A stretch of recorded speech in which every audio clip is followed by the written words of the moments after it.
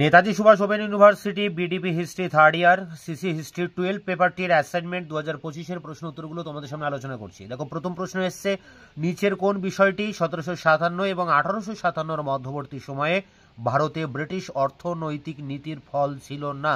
এখানে উত্তর হবে ভারতীয় শিল্প সমূহের বিকাশ। পরেরটি দেখো, নিচের সন্ধিগুলির মধ্যে কোনটি পেশোয়া দ্বিতীয় বাজিরাওয়ের স্বাধীন অস্তিত্বের অন্ত ঘটিয়েছিল?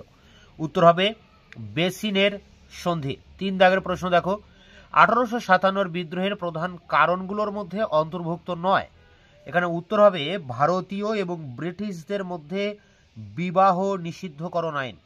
পরেরটি দেখো, ইংরেজ ইস্ট ইন্ডিয়া কোম্পানির বিরুদ্ধে 1817 খ্রিস্টাব্দে অনুষ্ঠিত পাইক বিদ্রোহ কোন রাজ্যে ঘটেছিল?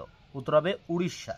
পরেরটি, 1813-র সনদ আইন তাৎপর্যপূর্ণ ছিল কারণ এটি, উত্তর দেখো কি রয়েছে, চা এবং চীনের সঙ্গে বাণিজ্য ছাড়া ইংরেজ ইস্ট ইন্ডিয়া কোম্পানির একচেটিয়া বাণিজ্যের অবসান ঘটেছিল।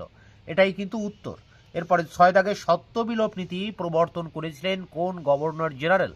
উত্তর হবে লর্ড ডালহৌসি।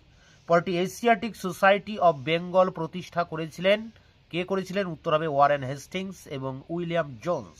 8 দাগের প্রশ্ন, কোন অভ্যুত্থান সিধু ও কানুর সঙ্গে সম্পর্কিত? উত্তর হবে সাঁওতাল বিদ্রোহ। পরেরটি, বাংলায় দ্বৈত শাসন ব্যবস্থার অবলুপ্তি ঘটান?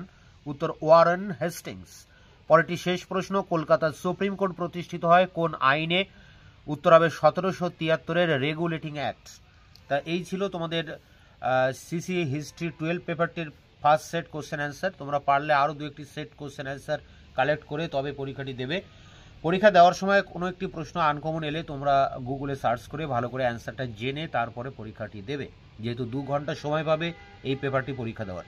তাই তাড়াহুড়ো করবে না। দেখা হচ্ছে অন্য ভিডিওতে। ততক্ষণে চ্যানেলকে সাবস্ক্রাইব করে রাখবে, বন্ধুদের কাছে শেয়ার করবে। ভিডিওটি ভালো লাগলে অবশ্যই একটা লাইক দেবে।